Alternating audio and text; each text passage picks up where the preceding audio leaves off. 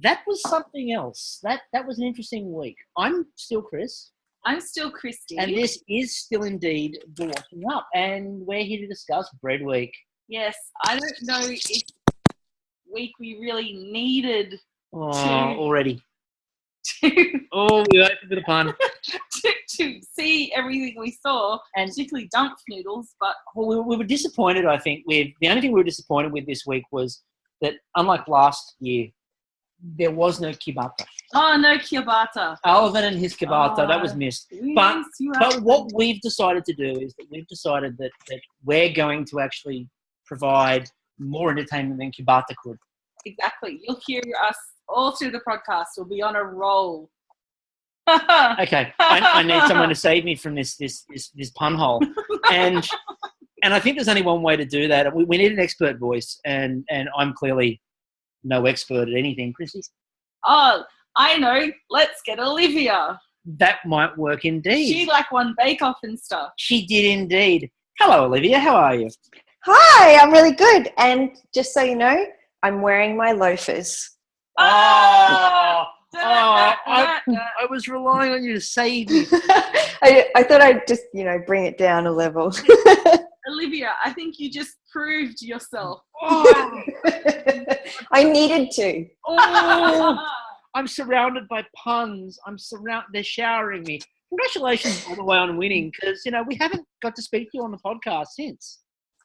No, well, thank you. It was a surprise to me, as I'm sure it was to plenty of other people. Except for Christy, who predicted it. I know. Yeah, except for Christy and Tegan's mum. Yeah, Tegan's mum and Christy, the two people who predicted. Something I need to mention is I'm actually Tegan's mum. That's a revelation. Well, you just take an Inception concept to a whole nother level. That's another... Tegan, we're going to need to talk. Maybe in a future life. That's the case. I could at some point become technically your father-in-law, and that's weird. Yeah.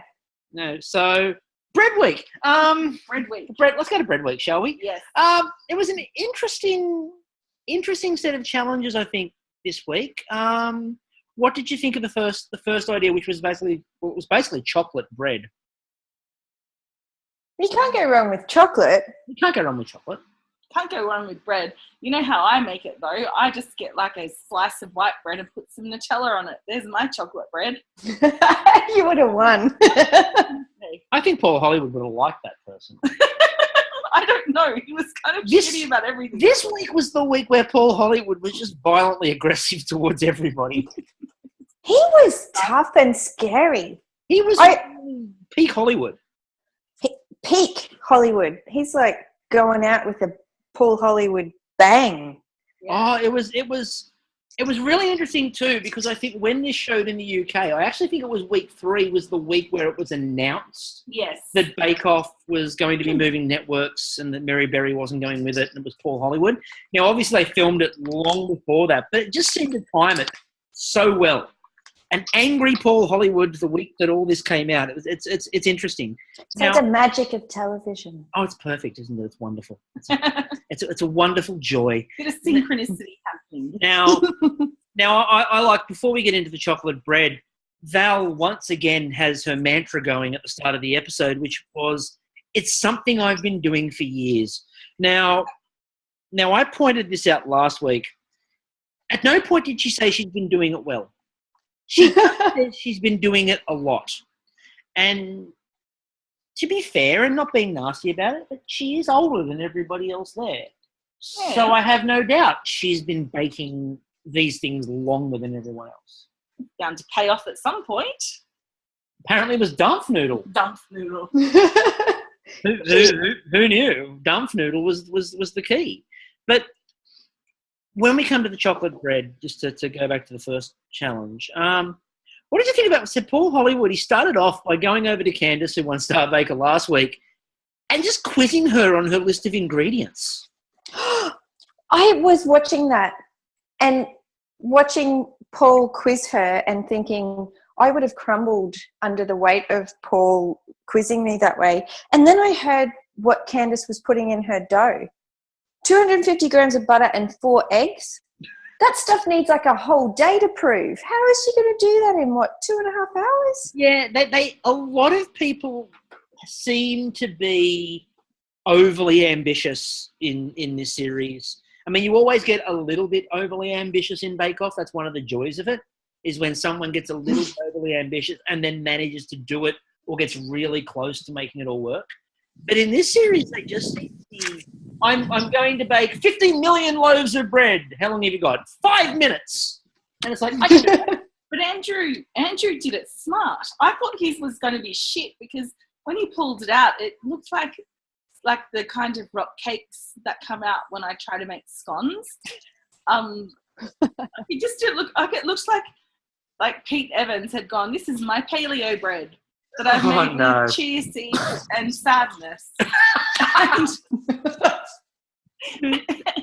and I thought it was going to be shit, but he's turned out really good. You know, they're making a big deal of it. Oh, only one proving. But he proved that was enough. He did prove it. But, hey, look, Antonio, Australia's, primo teenage baker, he often only did one prove. So, you know, Andrew was probably on a winner if he did anything the same as Antonio did. But what I loved about that then was Mary Berry got really aggressive because he went, I'm going to do a prove. And rather, like last week I said that she yelled at someone for something. And then this week it was, I'm doing a single prove. And she's like, a single prove? Like, Mary, he didn't say he was killing the person at the next bench. He was proving his bread once. I mean, don't kill the guy.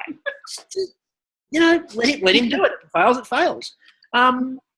Val, you're going to hear a lot of Val in this episode. I love Val. I'm Val infatuated. I really am. I liked when she said she's going to do 500 needs. And then she's counting, 1, 2, 3. I think they could have just kept cutting back. Everyone else's bench, and they're putting the bread in, and Val's like, 54, 55. I can't. 1, 2, 3. She goes back around again, and just Val's still trying to knead the bread. You know what she needs for claimers to come in? And I would need 500 times, and I would. I have been wondering in your earlier podcasts, like week 1 and week 2, I was thinking you need a Val theme song. Well, guess what? I would need 500 times. Can you make that? No, there's a better one than that coming up. We're going to get to it. When we get to a certain discussion in this episode that I think everyone who's listening to this and watched the episode knows where we're going. Yeah, there's a theme. But great minds live. Great minds. Great minds think alike.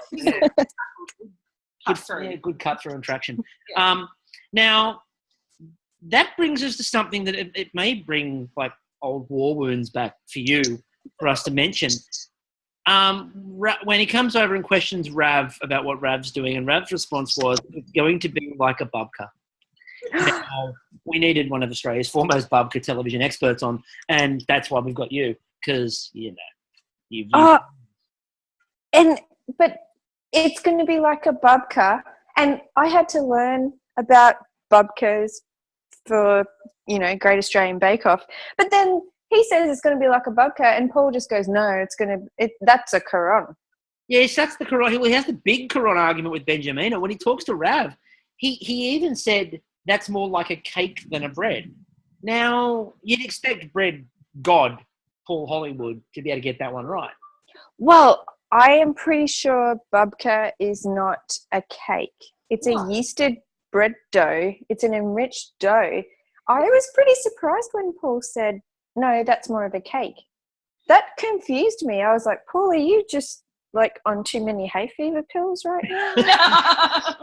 Well, was not on enough. It was a very rainy week, and it was a very rainy day, the first day of Bake Off, and I can only imagine that must have played havoc with the bread. But well, if it's cold rainy, it's not going to prove well. Well, it's England. It was probably cold rainy. And if it was hot rainy, then you pulling yeast out of your ears. If it was hot rain, yeah. Then the humidity, the yeast just went wild. Yeah, if it was hot rain, then it's England, and that's weird. Yeah. But I think that was interesting. And then The other one was then Paul commented that Rav's dough was really small, and Rav's like, no, it's plenty. I've done this at home. And then about halfway through that first challenge, Rav goes, that looks a little bit small. And as you sort of pointed out with the Candace thing, he was being really nasty, but he was right. I mean, the only time he wasn't right was when he said that Andrew should prove his a second time. He's Paul Hollywood. He's actually never wrong, except when he said Bubka's a cake. Yeah, well, that was not right. And then we said the argument with Benjamina. And I was interested. She didn't take a backward step. You know, she's like, it's a babka. And he's like, no, it's a Quran. She's like, no, it's a babka. And they just at each other. And Mary's just sort of going, it's going to be fine. A bread-based thing with chocolate in it, which was the challenge. I think the most important thing will be the flavour. But that said, the funniest part in the whole part of that first challenge was Kate making her little balls and pinching them. What are you doing there, Kate? I'm pinching my balls. That was the line of the Dampfnudel when she goes, yes. It was the Dampfnudel that she did. I thought she was pinching it with the little chocolate. It was Kate pinching little balls, and then Candace was saying no one likes small underfilled balls. Yeah, they seem to be fascinated with the size and shape of the balls. Of balls, yeah. It was a big week for balls. Speaking of balls, Selassie. He was fairly quiet this week, actually. He went to sleep in the first challenge. He's just a bit too calm. He gets again later on. He got even better with the Dampfnudel, where he's burning his Dampfnudel, and they're like, Selassie, there's smoke coming from the pan, and his basic reaction was, whatever. He doesn't care. He's like, oh, I'm cool. But I would like to see Selassie in like a big armchair, just at the back of the shed, just going, yeah, dude, it's fine. I can see it from here. Relaxing back into it like Homer, disappearing into a hedge. Now, I have to question, because you might have more of an insight on this than I do at this point in time. Once again, Paul Hollywood persists by telling Tom that you're the one who's great with flavours. Now, I mentioned this last week. At that point, Tom had not succeeded with any flavour. I actually found it really interesting when I watched Paul talking to Tom about his bake, because I remember in the shed when Matt and Maggie came around and they were asking you what you were doing, you would tell them and you would see their face, and if it was a bad face, you would crumble. But Paul said to Tom something about, you do flavours really well, but when you do them, when you fail catastrophically. If Matt or Maggie had have said that to me, I would have had a hard time recovering from that. Walking out of the shed. Yeah. I'm out. But I'm still struggling. It could be good or it could be disastrous, Paul Hollywood line, except for rather than that, it's either going to be okay or done. Or catastrophically bad. How do you, the poor bugger, heart's breaking, I felt bad for him, because I'm still not sure, like you said, how they're saying he's fantastic or catastrophically bad. I thought he was just like cool all the way through, just sort of, the middle. Although even if he did for that first challenge, and he commented on it, and so did Paul Hollywood, that even if he did, rather than baking a single loaf, he basically made individual bread rolls and stuck them together. And that was what he did for his one. And then later on they went, it wasn't quite a full loaf of bread, but we're still going to say it was the best one. I thought, you just admitted it wasn't. And then Tom, when they cut to Tom in his interview, he's like, when they said it wasn't like it was individual loaves, it wasn't like a proper full loaf. And Tom went, and I'm thinking to myself, please just say it's a normal loaf. But then even Tom knew. But then you look at Kate's, which was just so beautifully made and like still gooey. Like that looks just yum. Like I would have just wanted to shove them. I just wanted to. Have you seen Bread Girl on the internet? Yes, Instagram? I have seen Bread Girl. And it's this girl who she wears a slave collar, so I think there's something else going on there. But she gets all different kinds of bread, and she just face plants into it and rubs her face all over it. Yes, people pay for this. Yeah, I would have bread girled that Kate's loaf. I would have bread girled Kate's loaf. Yeah. There we go. That's what we want to be associated with.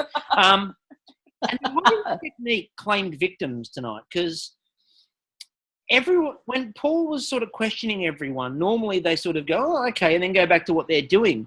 But everyone in the tent not only questioned their bread, but their own existence. You just saw everyone at the end of that challenge was just looking around the tent going, am I a baker? Am I a person? Am I here? Is this a bench? I don't know. Is this a bench? I don't know. Do I have bread? Is this bread? What is bread? I don't know. I don't know where I am. Who am I? Who am I? Who am I? And you can just see this collapse of the whole tent. He undercut everyone beautifully. He caused an existential crisis in the Yeah, well, when you're trying to bake in that crazy shed and you have a judge looking at you like Paul Hollywood does, I mean, Matt Moran comes pretty close, but Paul Hollywood, he has got this evil, crazy, cutting, icy stare. I would have crumbled under any of those comments that he made to any of them. The poor buggers. Hollywood sex eyes have gone Christian Grey. You know? Yeah. I've never seen the movie, but I've heard he's pretty shit. So I'm just imagining that it's like sex gone wrong. Sex gone wrong. Paul Hollywood's eyes are like sex gone wrong. I bet he's never heard that before. And I felt for Candace, who's, pulls hers out, tips it all up, and it just falls in a heap and is clearly way underbaked. It just came apart. If I was Candace in the shed and I had turned it out and, had half of it pull out of the tin the way it did, I felt really bad for Candace. That was like one of those really bad destroying moments in a bake-off shed. Yeah. But in that moment, they did show that people in the tent were helping each other. Like, that's the thing, is like they chose at that moment to show that there was people around to help them. Yeah, they were grabbing the rack and everyone was helping her out with that. Yeah. So it's one of the first times we've really seen that in the British one. Unlike the Australian one where, every challenge was a team challenge. Exactly. But this week was much more helping in this season of Bake Off, which was kind of cool. It sort of brought it back to proper Bake Off. Yeah, brought it back to sort of the general vibe and mood of it. And Andrew, Tom and Rav did a decent job. Everyone else struggled to bake bread. And, they all underbaked, except for Selassie, who overbaked. Because he was sitting in the armchair at the back of the busy just tent. walking around the shed going, I'm Selassie. I mean, do you think Selassie has a lot of experience being overbaked? Quite possibly. I think so. I think we work that out. I think we find that out later on when he talks about the Bedouin tent. Anyway, and my last point on before we move on to the epic Dampfnudel is Michael. Now, I'm convinced that Michael is an agent that was sent to the tent by all of the contestants who Paul Hollywood wronged. And I say this because last week he tried to kill them with booze. This week he tried to chili them to death. And then, as we saw when we got to the showstopper, provided Paul with what can only be described as paint thinner and said, drink this. Now, he spent the whole show trying to kill them. Like, every time he did something, it was detrimental to the health of the judges. But do you think, like how we had that whole idea of, who was it in Bake Off that was trying to blow up the tent and cause it all to? Did I dream that thing? I think you did. Okay. Let's ignore that tangent and move right along to Dampfnudel. Dampfnudel. Now, I'm sure that's also a song by Kraft. I think it's a Kraftwerk song. Yeah. I'm sure it's there on the Showroom Dummies album, but. I think we need to go to our bake-off expert for this. You're in a tent. You get given this recipe. Paul Hollywood gives you a really vague description of what you have to do. You take the cover off. You read the thing that says Dampfnudel, and your reaction is what exactly? This is way worse than when you uncover your ingredients and find out it's sfogliatelli against 2 Italians. And where is Liesl right now? Your German heritage, you should know this. I know. Well, but I'm way less German than Liesl, remember? If Lisa was in there, she'd be like, "Oh, Dampfnudel. We I make do it that all the time." Yeah. And cue Sound of Music. No, that I really would have. By the way, Lisa, if you are listening to this, please let us know if you have made Dampfnudel. So I'm really interested. I would love to know actually if Liesl has made Dampfnudel. She probably has. I'd assume so. Yeah. Well, it's German, man. She would have. All But- over the German stuff.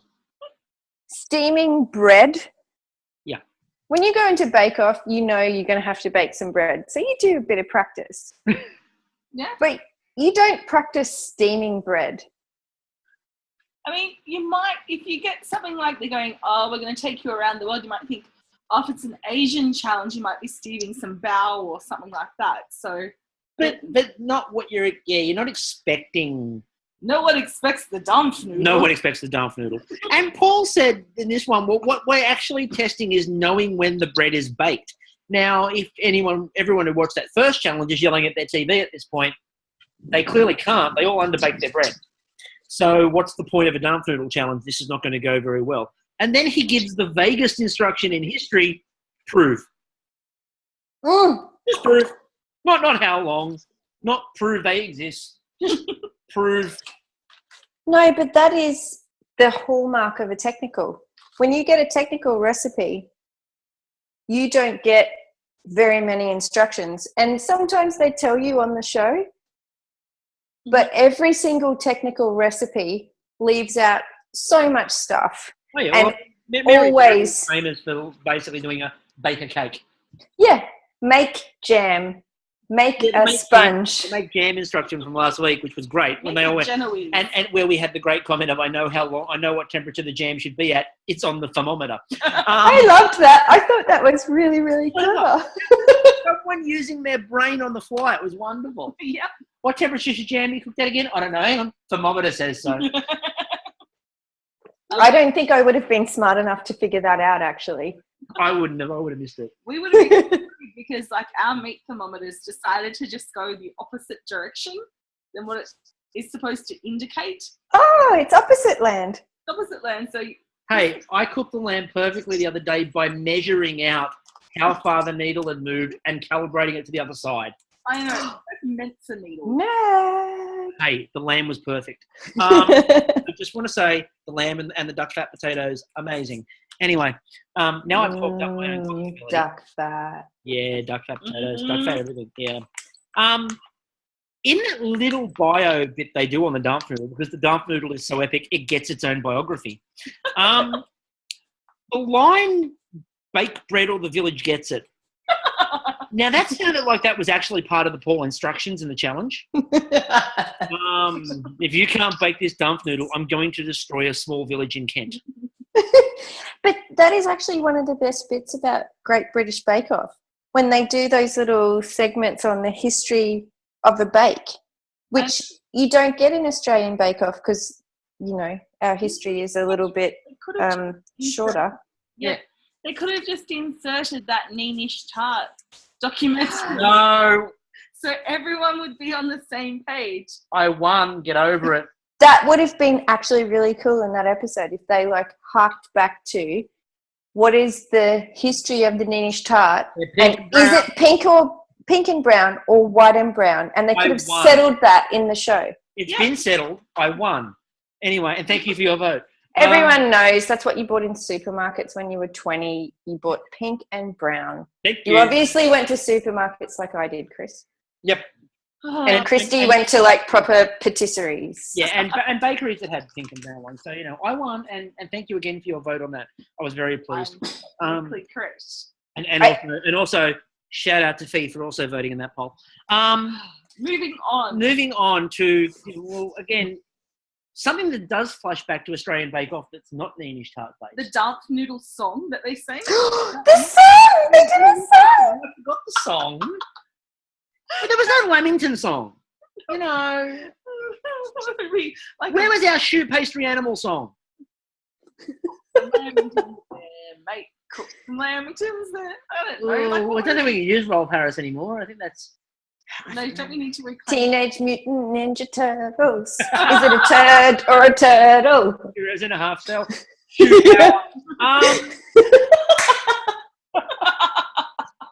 That would have been perfect. No, what I was going to flash back to instead was Val's, what I can only describe as Val's knoll dance. While she was cooking, the swapping feet, dancing while she's stirring stuff. It was very knoll. She's just rehearsing for their show. You know, their upcoming show, Listen to Your Bakes, which, I'm sorry, but if Lifestyle Food, if you haven't picked this show up yet, what are you doing? Yeah, not your job. Listen to Your Bakes, Val, Noel. Do it. Although, from episode 1 to now, Val hasn't been exercising while she's cooking as much. I'm really disappointed because I was thinking, you know, while she's baking, you would get like a Richard Simmons kind of workout the whole time. But, you know, I think Val's been focusing. Working out what the white substance is she's cooking with. She's too busy trying to work out what those unlabeled jars are. No, don't. Not the stuff out of the envelope, Val. No, we're not using anthrax, Val. No anthrax, Val.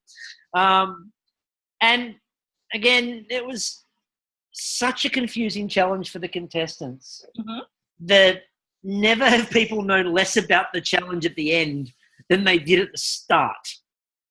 Like, they finished, and you saw everyone go, like, normally at the end you look at it and go, oh, that looks, you know, that looks right to me. And they finished the challenge, and everyone looked around and went, oh, no idea. Is that what that's supposed to look like? I don't. Is that it? So, but the same as a viewer, normally when you watch a technical on Bake Off, you have some idea of how to make it and how it should be made. Yes, I see it again on MasterChef. You go, oh, that's not how you make a Dampfnudel. Exactly. You're like an expert by the time you've watched it. But this one, I'm confused. Yes. And then Paul comes in to judge it, and the only one you've got as a viewer as point of reference is the one that Paul and Mary were eating. That's the only Dampfnudel I'd ever seen. Okay, so I know where Paul got the idea for a Dampfnudel from.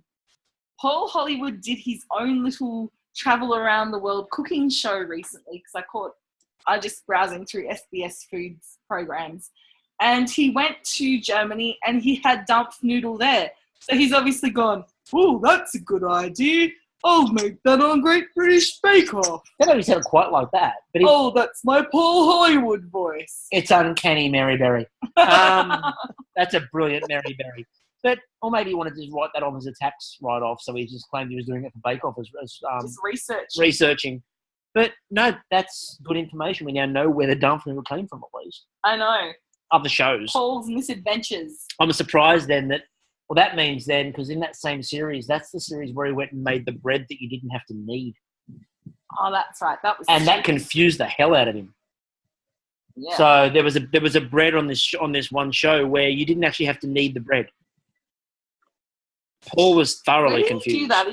You don't have to knead it, but that's what he's so good at. That's what makes Paul Hollywood so sexy on this show. Like, when you're a chick and you watch Paul Hollywood, you're like, oh, Paul Hollywood, I would love it if you kneaded me like that dough.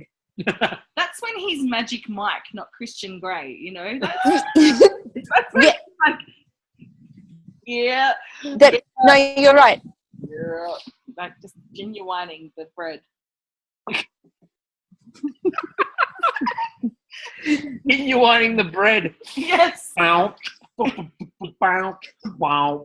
chicka wow. I'm thinking about Paul Hollywood a little bit too much right now. Yeah, that's interesting. And can I just point out, back to my Val fixation of course, Val, who has struggled to do every single challenge since she got into that shed after leaving that bus that was on the day trip, manages to cook a Dampfnudel.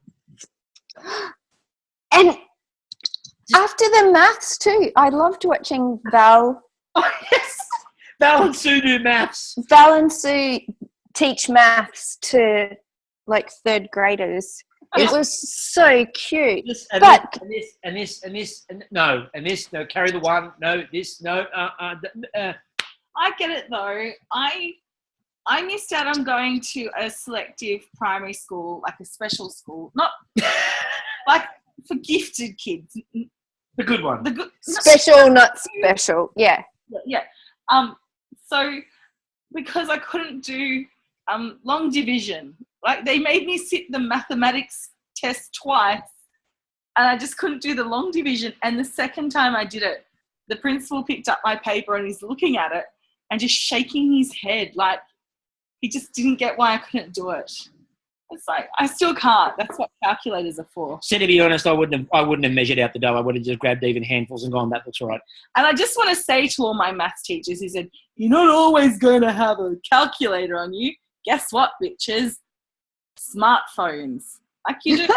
No, actually, in Bake Off, you have no smartphone. You have nothing. You actually have to rely on your head to do maths. And that's going on under pressure, your ability to do maths while there's cameras and stuff happening, your ability to do maths actually goes out the window, because I can do maths, but on Bake Off, I couldn't. I would have, if they, shown certain parts of Bake Off, I would have been like, Val trying to divide 900 into whatever it was. I would have been exactly the same. And I can definitely do maths. Yeah. I'm under no illusion that I'm shit at maths. Like, okay, so I was working for someone who wanted me to go out and order enough soil to fill up 2 large raised garden beds. And I said, you need to give me the exact quantity you want because I cannot work this shit out. She's like, no, just start there with these measurements and you can work it out. And I'm like, you are going to regret this. Now, according to my calculations on the day, 2.5 tons to 3 tons should be enough. So she was a bit shocked when I said, no, the delivery won't be in the next couple of days. They've got to ship it in.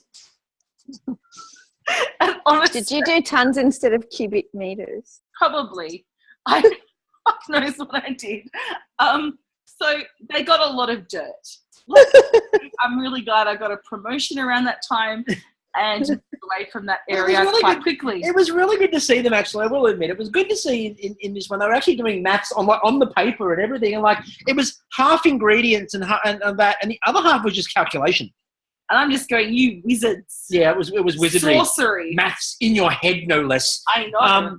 And the other thing I loved in the end of the dump was that Val wins, although I'll come back to what Paul Hollywood said about that in a minute. But when they were testing Selassie's, and they're like, it might be a bit burned, at which point they pulled up half the pot. Because they were all burnt together. And there was just not caramel, it wasn't just caramelized, it was blackened on the bottom. And wasn't Mel saying to him earlier, it's kind of smelling a bit burnt? And he's like, nah, it's cool. Yeah, okay, whatever. It's like, there's some smoke there, Selassie. I can see some smoke coming up. And he's probably like, no, that was my break outside the tent. Oh, you mean in the pan. But he just, with that one, Selassie she goes, there's a bit of smoke coming out of that pan, Selassie. And he just sort of looked around, whatever. I don't care. It's cooking. It's okay. It's fine. He just didn't care. And again, they go, it's not very good. It's burnt a bit. He just goes, yeah, it'll do that. He just doesn't care. And Paul's summary of the challenge, I think, was interesting because they say that Val gets first place, and everyone goes, "Yay, Val! You can cook a Dampfnudel." And then he goes, "So, congratulations, you did the best job." And then he does something he doesn't normally do, which is clarify by going 1,000,000 miles from what mine was, but still the best. Now, what that says to me, and I don't really want to be nasty about it, is that Paul Hollywood internally was going, you all suck. That would have been really crushing if you were sitting there as, a bake-off contestant. We had Matt and Maggie always saying, this was a really hard challenge and you all did so well. You were so close. It was really hard for us to, divide up, Yeah. We were splitting hairs to say, first to last. But Paul, when he said to Val, yours was the closest to mine, and you go, oh, yay, Val, go, Val, I love you, Val. And then he says, but it was still a million miles away from mine. You're like, oh, And that then, just would have been so crushing. Like you got a first, but it was just taken away. and then imagine you came 10th. It was even, Oh. yeah, it was like so cool because he's like, yeah, yours was the closest to mine. He's like, you like raised up, you're on cloud 9, and then he just like rips your still beating heart out. And then crushed it in his hands in front of you, and then just like. But what I thought was just amazing about that moment, though, and it was really weird because, as you said, you know, with Matt and Maggie in Australia, it was a really tough challenge, and they talk about how this was a really tough challenge because no one knew what they were doing, and he didn't even say this was difficult. He just went, "Wasn't very good. It wasn't very good at all." It's like, yeah, I wondered where was the encouragement. This is like a weird thing that no one knows about. It's really hard. We gave you no instructions. Just make the dough. You can screw it up right at the point that you mix things together. You got no instructions. You got no proving times. Nothing. And meanwhile, while you're supposed to be potentially watching it to see if it's burning on the bottom, hello Selassie, you're supposed to be making plum sauce and a creme anglaise. oh, poor Benjamina with her sauce that just stayed. Oh, You need a chisel there, Mary, to get it out of the jar. It reminded me of, you know, when Bart is opening up the cranberry sauce. It just drops the can and it's still jellied. Flops it out. Still jellied. Yeah. Yeah, no, it was a little bit like that, but it was the weirdest judging I think I've seen because it was brutal, absolutely brutal.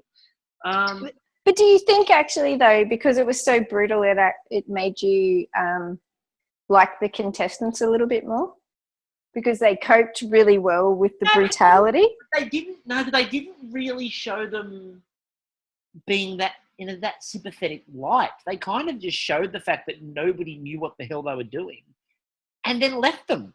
Like there was no.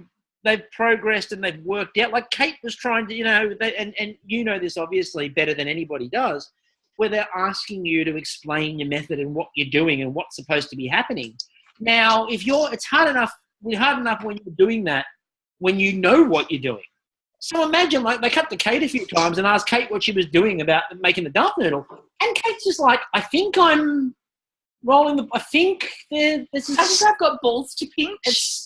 I think this is what I'm supposed to be doing. It looks, maybe I'd put them in. I have no idea. So if I screw up, it doesn't matter. That was the best line in the whole thing. This is going to be the best Dampfnudel I've ever made. Genius. Well, all I know is while I was watching it, I was thinking, I am so glad that no technical in the season that I did was Dampfnudel. That's But it. I have to wonder, like, what bias have the editors actually done on this? Because, you know, generally with Bake Off, when you come in, you know, they want to make you feel good. Like, that's the thing with Bake Off. It makes you feel good.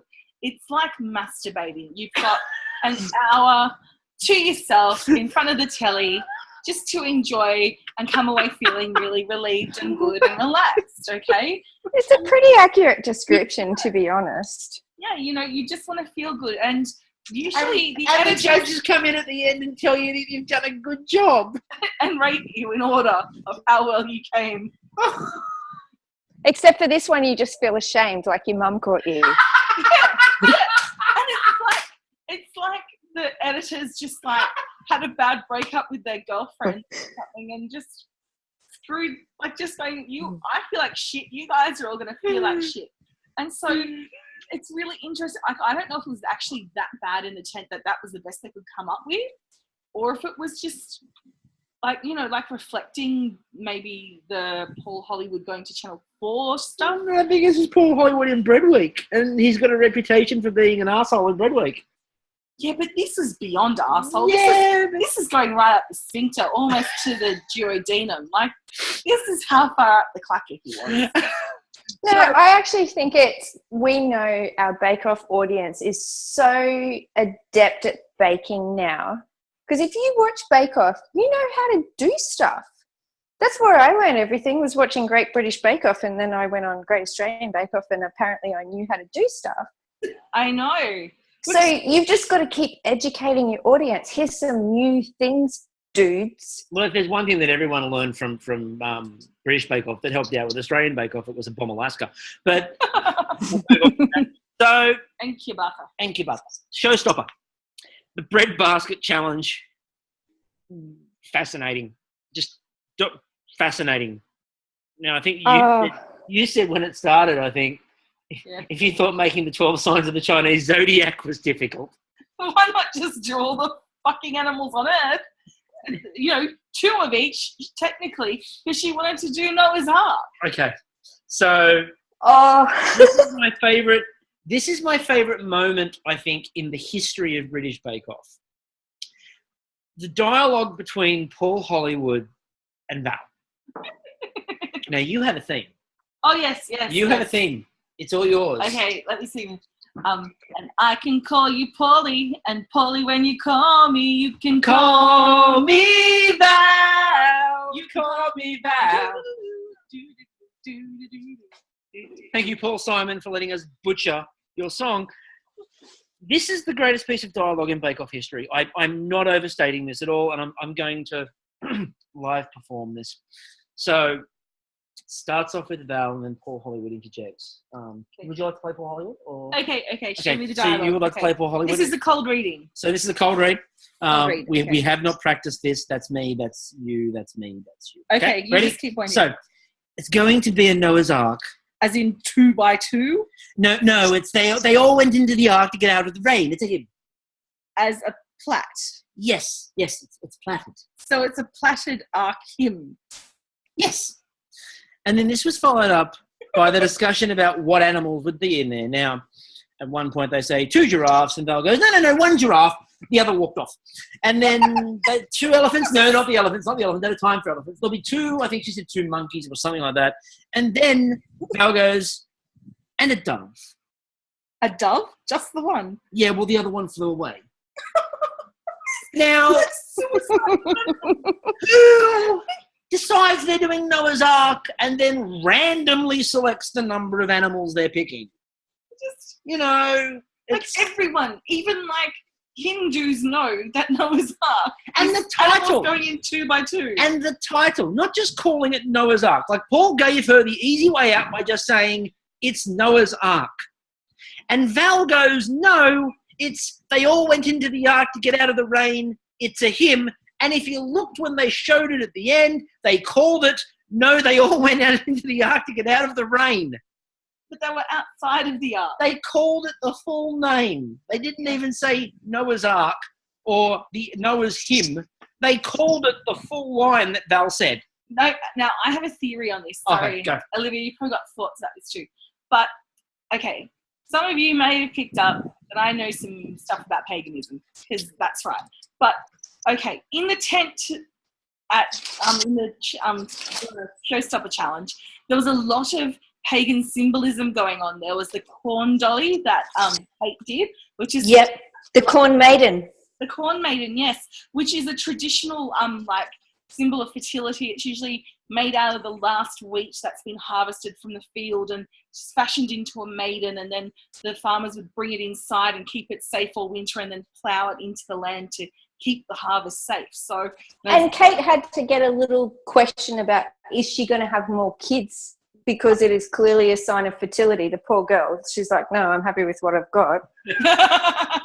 Yeah, and then you had Tom doing the Norse stuff. So he had, now technically, Mjolnir. We'll go to what it actually looked like, but he had Mjolnir and what's it called? The snake, the big snake. It's the name that no one can pronounce. I tried to catch it so I could pronounce it. I can't pronounce it. Jormungandr, that's the one. There you go. Oh, you can pronounce it. Your pagan baking connection. Exactly. I mean, it just came out looking like a cock and balls, but it did. It just looked. There was definitely. It was complete. That complete cock and ball action. But you've Val's. Also, the point is that Val is rebelling against that. She's trying to hold the heathens back. possible. I was wondering where that was going. There had to be a link. It had to be a link in some way. That was the link. That was a very long bow. Like, no, it just can't be Noah's Ark. It was a long trip. About Jeebus. It was a long trip, but it was worth the voyage. Save me, Jeebus. Save me, Jeebus. I like how she only had one elephant. It was one elephant because the other one walked away, but she had 2 giraffes and 1 dove because the dove flew away. I like how she had a story to say, you know, I'm only doing 1 because, hey, dudes, it's hard to make 2 elephants. But if that's the case, then don't do Noah's Ark. You need 2 of everything. No, she should have done Jonah and the whale. Just one great big whale with a little man. The whale's the basket and Jonah's the bake. You know, she could have done the like Samson and Delilah, just like dude getting his hair cut off. Or what else they do in the Bible? Oh, the plague. She could have done the plague. Great big plague. Hang on. You want a baked representation of the plague? Yes, little locusts. How many locusts would she make? She wants to make 2 elephants. True. How is she going to go making a plane's worth of locusts? But you know how her Statue of Liberty last week was dead? Yeah. That, she could have made the same thing and just called it the firstborn of Israel. She was actually being smart though, saying, I'm not going to make all animals. I like how she had a reason, because on Bake Off, you've got limited time. Well, then maybe don't do an ark.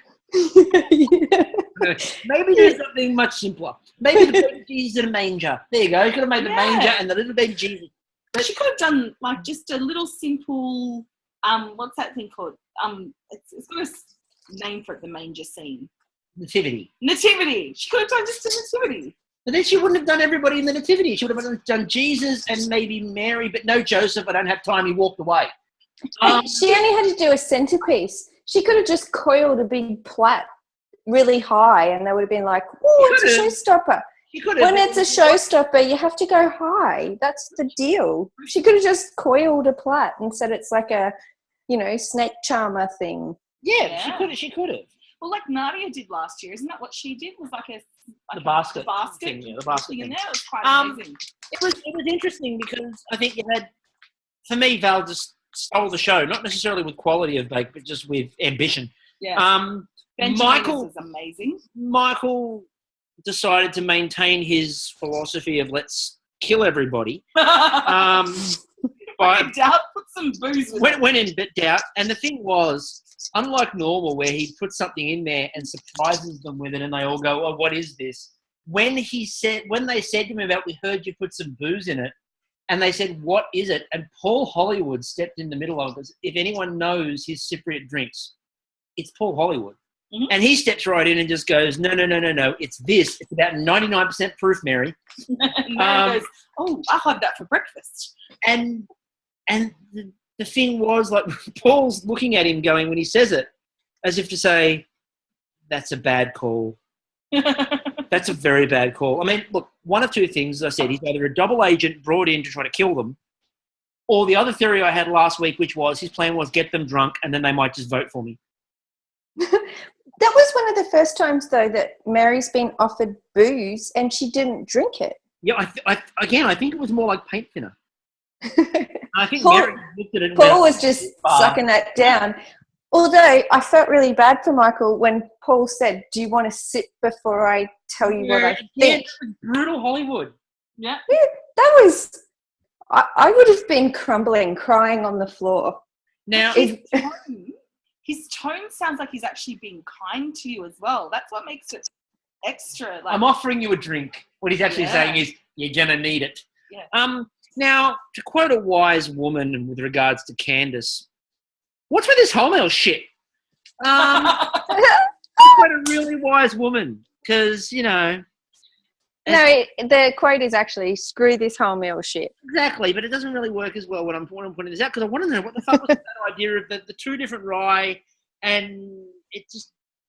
No one likes wholemeal, but also wholemeal is a bugger to work with. Wholemeal does not behave itself. Well, why would it? It's horrible. So to choose to do wholemeal especially in anything. especially when you're Candace and you've had a really bad first challenge. But she has the Star Baker curse. It's a real thing. Well, especially since they were trying to make it one going, it's Star Baker, it's a curse. Keep saying it, it'll happen. No, we had it in our season.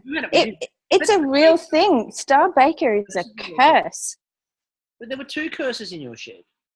Star Baker and Swear a Canary. Yeah. And who's near the Swear a Canary? No, one was a curse and one was cursing. Yeah, that was true. Although her cursing did seem to take a lot of people out with her. But it was an interesting sort of thing. Now, Mary perked up once Selassie talked about the Bedouin tent. It was like she just got into her head like the front cover of a Mills and Boon romance. I'm imagining it, Selassie, you and me in the desert, underneath that Bedouin tent, stars of the sky, the sand hot beneath our feet, my breasts. It was a bit like that. I thought she was going to jump the bench. She was so enthusiastic and happy the second he went about travelling in Morocco and Bedouin tents. And just Mary's like, ooh. And Paul's just looking going, hey, be serious. Selassie could have actually said anything. He could have. I mean, he's got this ability to just say anything. And you just go with it. You're like, cool, dude. I'm going to sit on the couch with you in the back of the tent. There is a gift. There is a gift that is going around the internet about with Selassie, and I think it's actually from next week's episode of him just doing this. He tastes something, and he really likes what he tastes, and the look that he gives just melted everybody. Everyone just melts completely when he just melts gives this look. Or just got really wet. And... Both of them. Both. It's both. So much liquid. It could have been everything, but. Jane on this episode won my heart because she baked bread with chorizo. And bacon. And more so for me. Everything's better with bacon. Everything's better with chorizo. I mean, I love bacon. Well, true. It's all pork. I would put chorizo in everything. That's a fact. You know, there's a vegetarian-based pasta that I make, and I put chorizo all the way through it because, you know... Just so it's really vegetarian. Yeah, chorizo makes everything better. Although I did once have a friend of mine who was a vegetarian for about 5 years, and at one point he was eating prosciutto, and I said, "You're a vegetarian," and his response to me was, "Well, it's cut so thin it doesn't really count as meat." What? His excuse, and he was sticking with it. And now, we sort of danced around this before, but again, I do have to reiterate for everyone at home, you didn't imagine it, Tom made a cock and balls. He really did. It really was. And everybody noticed it. When they went for the judging, Paul didn't say anything, but he giggled like a little schoolgirl when he put it down. And just he looked at it and just saw this look on Paul Hollywood's face like, it's a cock and balls. He was regressed back to high school. As we all did. Yeah, and then Val nearly sliced a hand off while Mel was trying to work out exactly what the hell those animals were. My favourite Mel line, that, by the way, was where she pointed at something and went, "So that's a slug." And then there's something that I noticed, and I may have rewound this and watched it several times. Because Val cut a hand, so she's got a hand in the air to let the blood flow go down. And as they do that last shot, as they go, "All right, bakers, that's it. Everybody needs to step away from your bakes." And they do this big broad shot of the tent. And across the middle of the final shot comes Val, hand in the air like she's dancing a Highland fling. Just right across the camera. It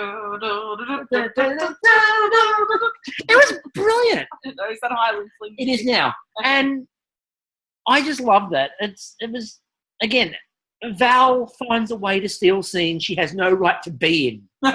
It goes back to my theory. She got off that bus in week 1 and accidentally walked in.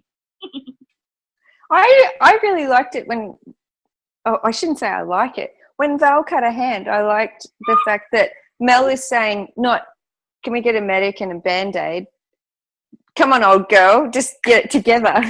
she's getting some male encouragement. Just don't worry about the blood gushing from your hand. Just get it together. And Sue stepped in and gone, no, health and safety. You've got to bandage it up, health and safety. If she'd have just done the plagues, always that you got to put the goat's butt across, would have been fine. Would have worked perfectly. Just saying, Val. Saying. Well, again, but if anyone knows about painting it all red, it's our current guess. I don't think she splashes her fingers to do it, though. No, she was using paint. Yes. She was using house paint to paint that door red. So they went to the judging, and again, we had some doozies involving Val, where Paul points at something and goes, so the chicken, and Mel goes, that's a giraffe, Paul. And that's one of my favourite parts of the whole entire show. And then the moment between Paul and Mary, where Paul's trying to work out how to say it, and Paul goes, it's a bit, and just pauses for this really long time, and Mary goes, it's not a mess, informal. It's informal. Just knows where he's going and knows what he's trying to say. He's like, no, not a mess. It's informal. And then Paul, the only way he can ever sum up Val, and if you go back through all 3 weeks, every time she says something, he pauses and goes, right, okay, and takes his deep breath. Like Paul can't work it out. Maybe he's already been reported for senior abuse or elder abuse, and he doesn't want to go back. Now, I don't know, what did you think about, we'll start with Starbaker.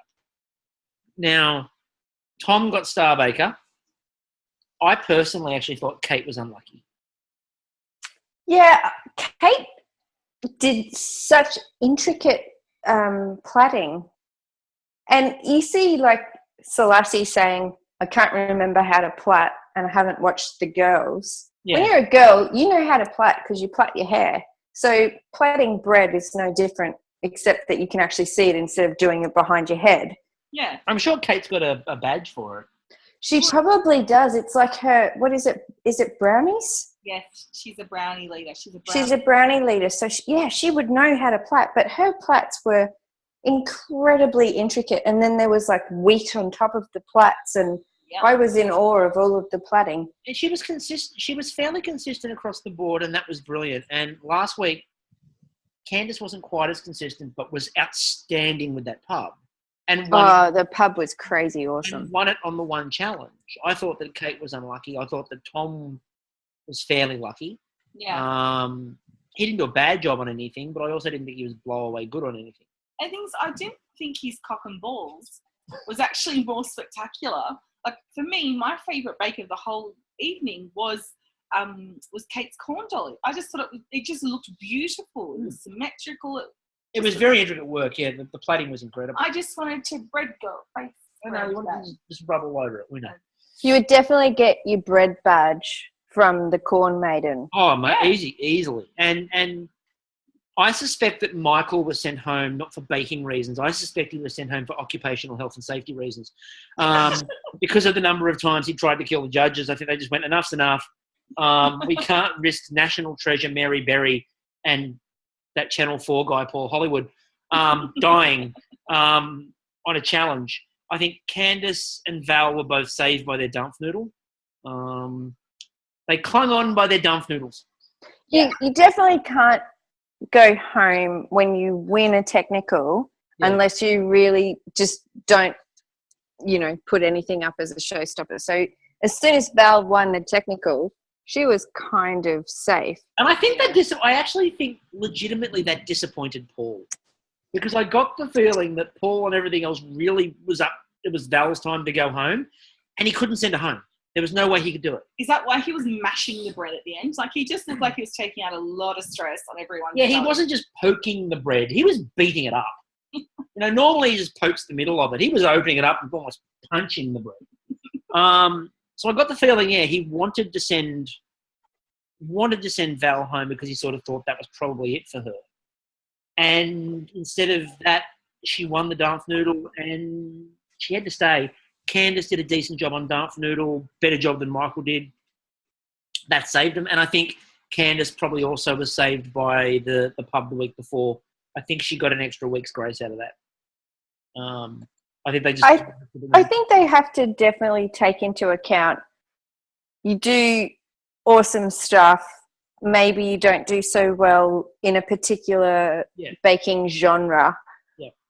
But can I just say, yeah, Selassie put his showstopper up to the judges on a cooling rack. yeah, no. I know. Like, You could have served it on a dead baby and they'd accept it. The thing that I think from the first 3 weeks, I think the thing that comes across with Selassie, if you really focus on Selassie's bakes, outside of the drizzle cake that he did, which is good, he hasn't done much, but he never comes up in the conversation because he's got this laid-back personality that means there's no stress, so people don't rush and clamour to him. So he just gets ignored. no, but it could also be because he's so relaxed. Yeah. I'm a big believer that when you're, in the zone and you're in a good frame of mind, your cooking or your baking is really good. So maybe his stuff tastes good. But on Bake Off, presentation is kind of something that you do. So whether you have to pack it in your suitcases or organise it later, you think about how you're going to present stuff. When I saw Selassie put his bread up on a cooling rack, I lost my shizzle, dudes. But the thing was that he had, I think all of his bakes this week, there was a problem with it. The first one was burnt. The Dampfnudel didn't set properly and was burnt on the bottom. And then the last one he said he put up on a cooling rack and they went, it was okay, but we don't really have any flavour there. Now, particularly when you have someone like Andrew who intricately weaves. And I love Selassie, by the way, for the record. I love Selassie. But, yeah. And Andrew's basket was incredible. We didn't actually mention that. Yeah. No, I was just about to say, Andrew's basket deserves mention. It was incredible. Crazy awesome. And the fact that they sent him back to his bench with it on his head. Poor bugger. I mean, it was bordering, it was almost as good as Antonio's bread basket, except his handle wasn't functional, unlike somebody who made functional bread handles. Yeah, when you can pick the whole basket up, Antonio's bread basket was, next level awesome. Yeah, it's a designer line of bread baskets coming up, I think. Exactly. I've never seen anyone look so devastated to be sent home as Michael, who just looked shattered. See that image with some Celine Dion music. Yeah, my heart will go on over the top of it. But no, Michael, I mean, as he said, it was because it was a family recipe that sent him home. I think he was really upset about that. But I've never seen anyone more upset. And Candace, I thought, was going to just erupt into a ball of tears. She was sure it was her. She was sitting there going, it's me, it's me, it's me, it's me. You don't normally see that. No, but there is that whole thing that goes on when you know you've done not a really good job on a bake. You just sit there the whole time thinking, it's going to be me, it's going to be me, it's going to be me. And when you hear somebody else's name, it's almost worse. Yeah, especially if you think I can imagine if you think you should go home, you're sitting there going, how did I survive that? That's not right. I didn't kind of get that one right. And I think that's what Candace had this week was a case of, hang on, it's me. It has to be me. My first cake fell apart and was raw. My last bake wasn't very good. And my second bake was okay. It's got to be me. So. And I've got the Star Baker curse. Yeah. It's a real thing. Star Baker curse. It's a real thing. It's a real thing. And it's something that I think that we'll get to examine in the upcoming series of Great Australian Bake Off, which I've seen a couple of little ads popping up online featuring certain people. Ooh, who could that be? I don't know. You know who it was? Who was it? It was Fee. Fee, she's holding cake. She's doing some amazing cake eating work. And someone who's talking. Yeah, I don't know who. They got someone to do a talk over the top like of a voiceover going, hey, you should apply for Great Australian Bake Off. Sounded a lot like Olivia. It did. Was it you? Or did they just get a stand-in? No, it was appropriate because that's what happened on Bake Off. I talked and Fee ate. No, I've seen a couple. I've seen a couple of those promo clips. They're outstanding, and I think I've seen Liesel's. I've seen a couple. I've seen Dies is the best. yes. Cupcake says good luck. Yes, that's brilliant. But no, those promos for the next series of Great Australian Bake Off are genuinely awesome. And again, Pete looks so excited to be just chowing into that cake. I made that cake, just saying. Just saying, not bragging. Just saying. But it is the case. Applications are open for season 3 of the Great Australian Bake Off. And season 2 was pretty awesome, just saying. It was. So And, that means season 3 should be even better. And you need to give us something to talk about, people. So Yeah. Well, there's this one woman that I've been bugging to get onto another show. I'm not going to mention it because I'm not going to take away from Bake Off. But then there's like a friend of mine who's, really into baking. I'm like, why don't you go on? You should apply. And they're like, oh, I don't know. So I just keep kind of like tagging them in the videos, just harassing them to apply. yeah, see, I know a certain person we had on last week who I'd like to see apply for it, but that's up to her. Someone that might rhyme with heck dodge me. I'm just saying. No, she sounds like someone who would be really cool on Bake Off. Just saying, I'd like to see her. We're going to be having, hopefully, having Beck on again in a couple of episodes' time. That'd be really good again. But no, I think that'd be really good. And yeah, it's open, or its applications are there. Apply, people. It well and truly worthwhile. It's the nicest show on television. It is the nicest show on television, and it is actually as nice as it appears. And you get to meet awesome people like Olivia. Or Matt Moran and Maggie Beer, just saying. And Matt Moran and Maggie. And just on a side note, quickly, because we didn't mention it just then in talking about it, but it's a good thing that Maggie wasn't judging this episode tonight. The amount of chili. Chili. I thought that the whole way through while I was watching it, all I could think was, lucky you aren't giving this to Maggie Beer. Because Maggie doesn't like chili, neither do I. I'm the same as Maggie. Hate chili. It's like it makes my mouth burn in bad ways. But those dudes would have not gone very well with Maggie Beer. We all have our failings, and yours is not liking chili. So there you go. Hot tip for anyone applying for season 3 of Great Australian Bake Off: don't do shit with chili. Insider tip. Hot tip: no chili. See what I mean? No chili. And Matt Moran likes pork pies, just saying. There we go. And Moran lamb, which you can't get hold of. So, with that, I think we'll bring this one to a close, but it's been fantastic to get to catch up with you again. It has been really lovely to talk to you guys again. It's been a while, hasn't it? It has. We need to do something again in the very near future. There is something, we're not going to mention what it is, but there is still something in the pipeline that we're all really excited and really hopeful to get to do as well. Brewing in the cauldron. Brewing in the sink. Leaving it in the sink is working up for the moment. It's got to soak for a while to get all the crusty bits off it. I'm squeezing it. Yeah. I may have made a comment the other day when we had people over for dinner, and I may have made a comment that in this house, the only washing up we do is a podcast. So it really is. Okay, so with that in mind, thank you very much, Olivia, for coming on. Make sure, everyone, that you check out all the promos for the new series of Great Australian Bake Off, and please apply. From the people who can bake really well, like Olivia, to people like in Great British Bake Off, like Val, who just came off a bus and miraculously managed to stay in for a few weeks at this point in time. Oh, and for further inspiration, you should follow Olivia on Instagram. See, look at yeah. You. I'll even put some cakes up soon. Woo! Woo! Cakes on a baker's Instagram. What are the odds? Yeah, what do you know? But thanks for having me, dudes. It's been really fun, and definitely, people, apply. It's best fun you'll ever have in your life. Indeed it is. All right, so we can vouch for that. We're moving on. We can just say that it's the most fun we've had in a very long time. So we will catch everybody later, and see you next week. Ciao!